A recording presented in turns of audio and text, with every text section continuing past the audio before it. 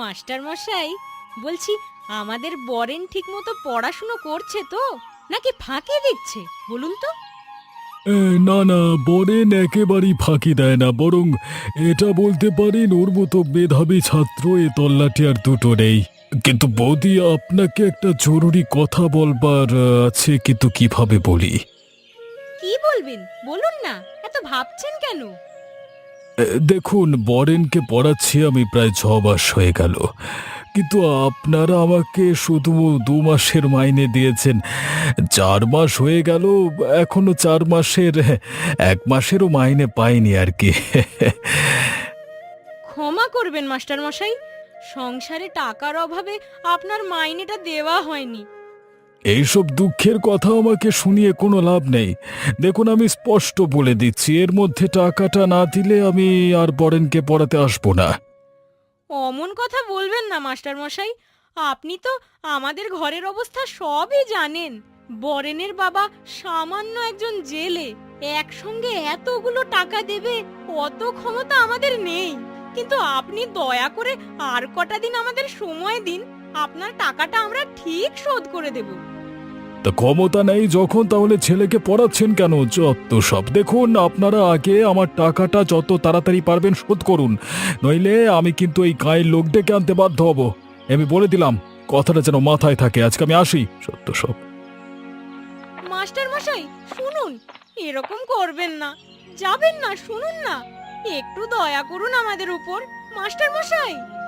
মা, আমাকে যদি মাস্টার মশাই আর পড়াতে না আসেন, তাহলে আমি কি করে পড়াশোনা করব মা? আমি যে পড়াশোনা করতে চাই মা। তুই চিন্তা করিস না বাবা, তোর বাবা আজ বাড়ি ফিরুক।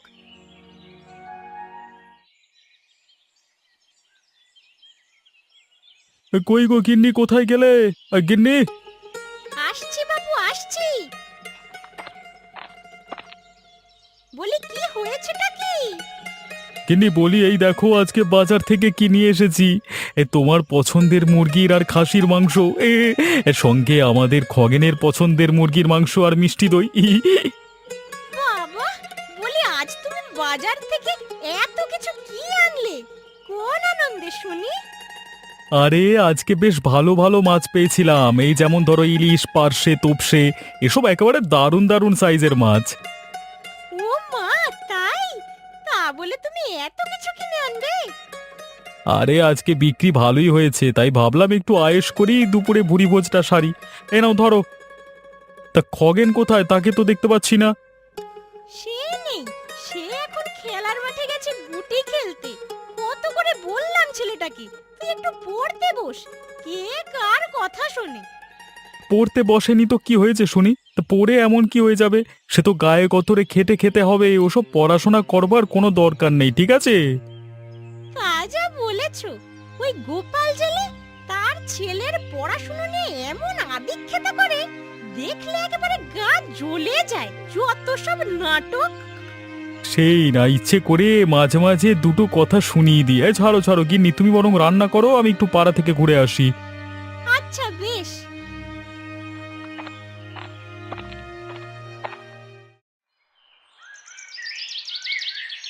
রেখা, একটু জল দাও না, বড্ড তেষ্টা পেয়েছে গো। উফ, সারাদিন এই জাল ফিকে ফিকে গা হাত পা খুব ব্যথা করছে, আর পারা যায় না।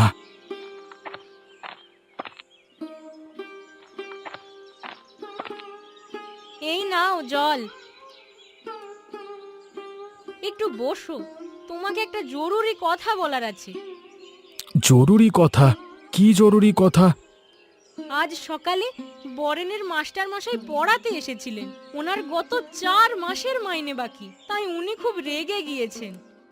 তো উনি কি রেগে গিয়ে তেমন কিছু বলেছেন?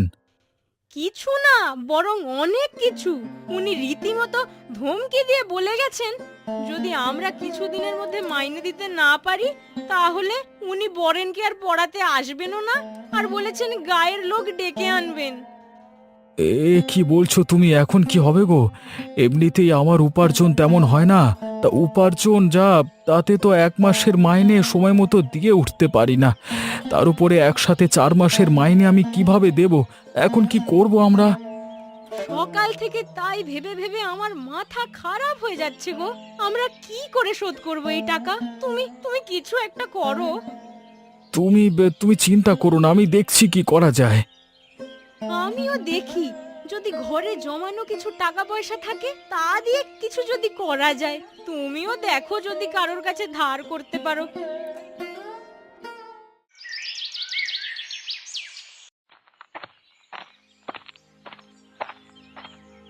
তা গোপাল ভাই যে, আরে রতন দাদা, তা গোপাল ভাই বলি এই বিকেল বেলায় কোথায় যাওয়া হচ্ছিল শুনি? তা কোথাও ঘুরতে যাচ্ছিলে বুঝি? আমার আর কি ঘুরতে যাওয়ার স্বাদ আছে রতন দাদা, আমি ওই একটু তোমার কাছে আসছিলাম। তোমার কাছে কিছু বিশেষ সাহায্য মানে বেশ ভালোই হলো তোমার সাথে দেখা হয়ে। আমার কাছে সাহায্য? তার মানে বেটা নিশ্চয়ই টাকা চাইবে। না না না না না, বেটাকে একটা কানা করিও দেব না। এই সাহায্য? তা বলো আমি তোমাকে কিভাবে সাহায্য করতে পারি? আসলে দাদা, আমার ছেলেকে যে মাস্টার মশাই পড়াতে আসেন না, ওনার মাইনেটা শোধ করতে হবে। আমার কাছে পর্যাপ্ত পরিমাণ টাকা নেই এখন, তাই তুমি যদি কিছু টাকা ধার দিতে খুব ভালো হতো। আমি ঠিকই ধরেছি গোপাল, জানতাম তুমি আমার কাছে সাহায্য চাইবে মানেই টাকা চাইবে। দাদা তুমি চিন্তা করো না, আমি তোমার টাকা কিছু সপ্তাহের মধ্যেই মানে কাজ করে শোধ করে দেব। আমাকে পাগল কুকুরে কামড়ায়নি যে আমি তোমাকে টাকা ধার দেব। আমি কেন তোমাকে ধার দিতে যাব? পারবো না, বুঝতে পারো না? যাও দেখি যাও। অমন করে বলো না, দয়া করো। আমি টাকা না শোধ করতে পারলে আমার ছেলেটার যে পড়াশোনা বন্ধ হয়ে যাবে। দয়া করে টাকা ধার দিয়ে আমাকে সাহায্য কর।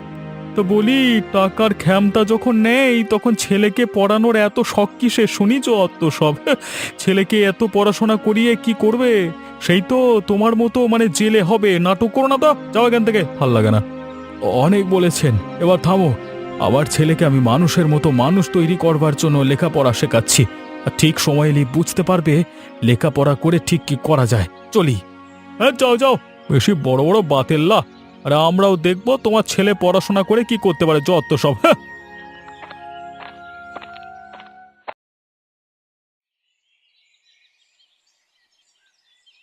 কি গো, আজ প্রায় 2 দিন পার হয়ে গেল, এখনো তো কোনো টাকার জোগাড় করে উঠতে পারলাম না।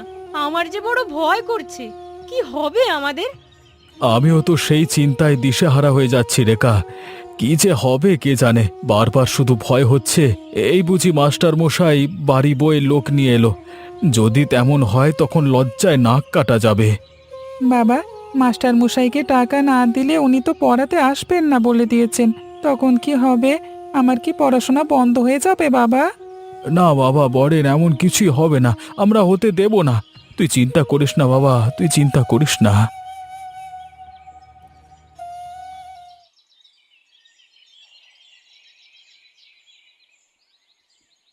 গোপাল, এই গোপাল, মুখ লুকিয়ে কোথায় বসে আছো? এই বরেন কোথায় সবাই? এই তো মাস্টার মশাই, বলুন কি বলবেন। কি বলবো মানে? বুঝতে পারছেন না বুঝি? বলি এতদিন হয়ে গেল আমার টাকাটা এখনো দিলেন না। বলেই ছিলাম সময় মতো টাকা দিতে না পারলে বাড়িতে লোক নিয়ে আসবো, এই যে নিয়ে এসেছি। মাস্টারমশাই, আপনি এই গরিব অসহায় মানুষের প্রতি একটু দয়া করুন। আমার কাছে একসাথে 4 মাসের মাইনে দেওয়ার মতো টাকা নেই। এই রাখো তো তোমার নাটক। তোমার কাছে টাকা নাই তা জেনে আমি কি করব? বলি, আমারও তো সংসার বলে কিছু আছে নাকি? এই যে আপনারা সবাই আছেন, আপনারাই বলুন আমি কি ঠিক কথা বলছি না ভুল বলছি? হ্যাঁ বলুন। মাস্টারমশাই, আপনি একদম ঠিক কথাই বলেছেন। তা গোপাল, তুমি এতদিন ধরে ছেলেকে পড়াচ্ছ, তাহলে মাস্টার মশাইয়ের টাকা দাওনি কেন? দেখো গোপাল, টাকা যখন নেই তখন ছেলেকে পড়াশোনার শখ রেখো না। মনে রেখো, ছেঁড়া কাঁথায় শুয়ে চাঁদ দেখার স্বপ্ন দেখতে নাই। ঠিক ঠিক ঠিক ঠিক গোপাল, বলি তোমাদের যখন টাকা পয়সা নেই তা খামাখা পড়াশোনা করাচ্ছ কেন? বলি পড়াশোনা করে কি হবেটা কি কি হবে? হ্যাঁ, সে তো তোমার মতো জেলেই হবে। এত লোক দেখানো পড়াশোনা করতে হবে না, বুঝলে? দেখো, তোমরা আমাকে যা বলছো বলো, আবার ছেলের পড়াশোনা নিয়ে কোনো কথা বলবে না। আমার ছোটবেলা থেকে পড়াশোনা করবার খুব শখ ছিল, কিন্তু আমার বাবা মা টাকা পয়সার অভাবে আমাকে পড়ালেখা করাতে পারেনি। তাই আমি যত কষ্টই হোক আমার ছেলেকে পড়ালেখা করাবো। তুমি তোমার ছেলেকে পড়াও আর যাই করাও না, তা আমার তো কোনো সমস্যা নেই। তো তুমি আগে আমার টাকাটা দিয়ে দাও, তুমি টাকা ঝেড়ে নিয়ে তুমি পড়াবে যত সব। দেখুন মাস্টার মশাই, আমার কাছে তো নগদ অত টাকা নেই, তো এই নিন। আমার মা আমাকে অনেক কষ্টে এই রূপোর আংটিখানা বানিয়ে দিয়েছিল, এটা বিক্রি করে আশা করছি আপনি আপনার মাইনের টাকাটা পেয়ে যাবেন। ওগো, এ কি করছো তুমি? ওই আংটিখানাই যে তোমার কাছে শাশুড়ি মায়ের শেষ স্মৃতি, ওটা তুমি কেন খুলে দিয়ে দিচ্ছ? থাক রেখা থাক, আংটিটা দিয়ে দেওয়াতে যদি রোজকার এই টাকার ঝামেলা থেকে মুক্তি পাওয়া যায় তাহলে তাই ভালো। আর মায়ের স্মৃতি আমার কাছে না থাকলেও আমার সাথে মায়ের আশীর্বাদ সবসময় আছে, তা আমি খুব ভালো করেই জানি। তুমি মন খারাপ করো না। কই দাও দাও, এবারের মতো মাফ করে দিলাম, আসি। এই চলো সবাই, চলো, দিয়ে দিয়েছে, চলো।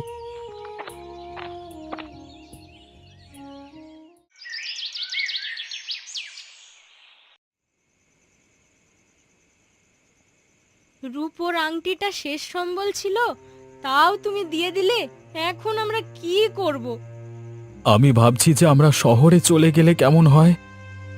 শহর? আমরা শহর যাব বাবা? জানো, আমি বইয়েতে পড়েছি শহরে অনেক বড় বড় বাড়ি, কত বড় বড় গাড়ি আছে। আমার শহর যাওয়ার অনেক ইচ্ছে। কবে শহর যাব আমরা বাবা? এই, তুই চুপ কর তো। ঘরে নুন আনতে পান্তা ফুরোয়, আবার নাকি শহর যাবে। বাবা দেখো না, মা আমাকে বকছে। আর তুমিও আবার বকছো কেন ওকে? তা বকবো না তো কি করব? আর এইসব তুমি কি বলছো বলো দেখি? বলি শুধু শহরে যাব বললেই হলো নাকি? ওখানে গিয়ে করব কি, খাবো কি, আর কোথায় বা থাকবো? কাউকেই তো চিনি না আমরা। থাকবার চিন্তা করো না, দরকার হলে কারোর বাড়িতে কাজছে তাদের বাড়িতে একটা ঘরে থেকে যাব। অন্তত ছেলেটাকে তো ভালো করে পড়ালেখা করাতে পারবো। আচ্ছা, তুমি যা ভালো বোঝো তাই করো, আমার কোনো আপত্তি নেই। তা বেশ, কালকে ভোরেই শহরে যাওয়ার একটা বাস আছে, তাতে করে আমরা শহরে যাব। ভোর ভোর রওনা দিতে হবে। আচ্ছা, অনেক তো রাত হয়েই এলো, তাহলে চলো তাড়াতাড়ি জিনিসপত্র গুছিয়ে নিয়ে ঘুমিয়ে পড়ি। ভোর ভোর বেরোতে হবে। তাড়াতাড়ি না ঘুমালে আবার কাল ভোরের বাসটা ধরতে পারবো না। বরেন, বাবা তুইও তোর যা বইপত্র আছে গুছিয়ে নে। দেখিস যেন একটাও বই ছাড়া না যায়। আমরা তোর আর তোর বাবার জামা কাপড়গুলো গুছিয়ে নিচ্ছি। হ্যাঁ ঠিক আছে মা, আমি সব দেখে শুনে গুছিয়ে নিচ্ছি।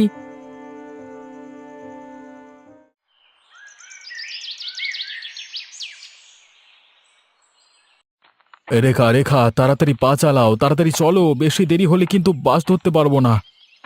তাড়াতাড়ি হাঁটছি বাপু, পারলে দৌড় দিতাম যদি এই ভারী জিনিসগুলো না থাকতো। এত ভারী সব জিনিস নিয়ে কি আর দৌড়ানো যায়? আরে, ওরা গোপাল আর তার বউ বাচ্চা না? কিন্তু ওরা এত ভোরবেলায় ব্যাগপত্র গুছিয়ে যাচ্ছেরা কোথায়? ব্যাপারটা তো দেখতে হচ্ছে। গোপাল, গোপাল, তা বলি এত সকাল সকাল ব্যাগপত্র গুছিয়ে কোথায় যাচ্ছ শুনি? সঙ্গে আবার বউ বাচ্চাও আছে। আমরা যেখানেই যাই না কেন তোমাকে সেটা বলতে হবে কেন? তোমার তাতে কি শুনি? আহা, চটছো কেন?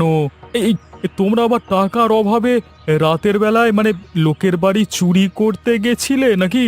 মানে চুরি করে ভোরবেলায় বাড়ি ফিরছো? ছি ছি ছি ছি ছি ছি, টাকার জ্বালায় এত নিচে নেমে গেছো, ছি।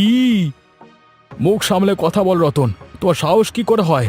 তুই আমাকে, আমার পরিবারকে এসব কথা বলছো? তোমার লজ্জা করে না? গরিব বলে যা খুশি তাই বলে অপমান করবে? তা বলবো না তো আর কি বলবো? তা চুরি যখন করতে যাওনি তাহলে ভোরবেলায় কোথায় যাচ্ছ শুনি? আমরা এই গ্রাম ছেড়ে চলে যাচ্ছি। গ্রাম ছেড়ে চলে যাচ্ছ মানে? তো গ্রাম ছেড়ে যাচ্ছটা কোথায়? আমরা গ্রাম ছেড়ে শহরে যাচ্ছি, ওখানেই এখন থেকে থাকবো আর ছেলেকে পড়াশোনা করাবো। হ্যাঁ? হাসালে গোপাল, হাসালে। কি বলছো তোমরা? তোমরা নাকি শহরে গিয়ে থাকবে আর সেখানে নাকি ছেলেকে পড়াবে? বলি মাথাটা কি খারাপ হয়ে গেছে নাকি একেবারে? কেন? বলি শহরে থাকতে কত খরচ হয় তুমি জানো? যাও না, গিয়ে দেখো কি হয়। আমরা আমাদেরটা বুঝে নেব, তোমাকে আমাদের চিন্তা করতে হবে না। তুমি এখন সামনে থেকে সরে যাও দেখি, আমাদের দেরি হচ্ছে, যেতে হবে আমাদের। এরপর দেরি হলে আমরা বাসটা ধরতে পারবো না। যাও যাও, সরো।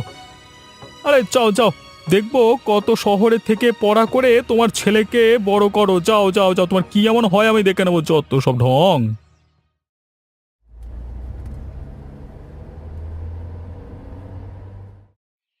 কেউ বাড়িতে আছেন কর্তা?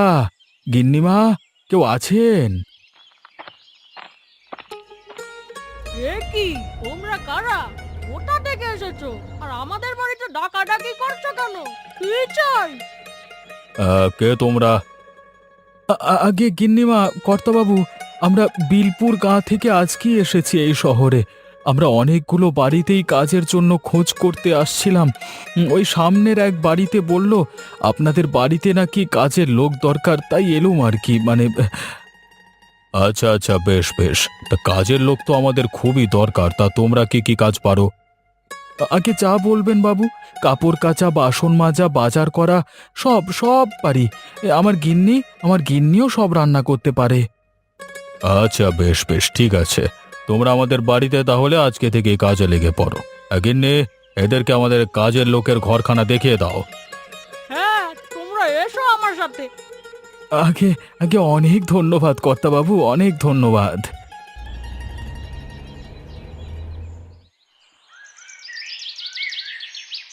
শুনেছ, গায়ে কি হারে মহামারী দিন দিন বেড়ে চলেছে। তাতে কদিন পর গায়ের একটা লোকও বেঁচে থাকবে না। দিনকাল পড়লো রে বাবা। যা বলেছ, এর গাঁয়ের একমাত্র ডাক্তার, তাও যদি 3টে ডাক্তার থাকতো, মানে তাহলে তো একটু মুশকিল আসান হতো। আর শহর থেকে ডাক্তার এনে চিকিৎসা করানোর মতো ক্ষমতা নেই আমাদের মতো সাধারণ মানুষের।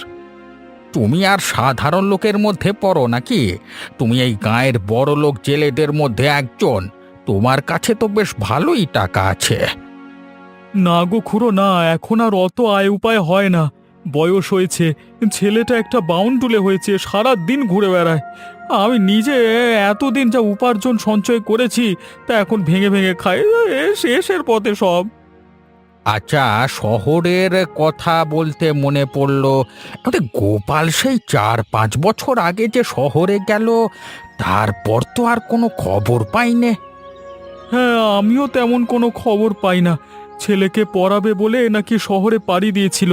বলি শহরে গিয়ে একটা ঠাঁই বানানো, কি মানে বেঁচে আছে কিনা কে জানে। এবার অনেক কথা হলো, আজকে আসি বুঝলে, এবার অনেক দেরি হয়ে যাচ্ছে আবার। হ্যাঁ,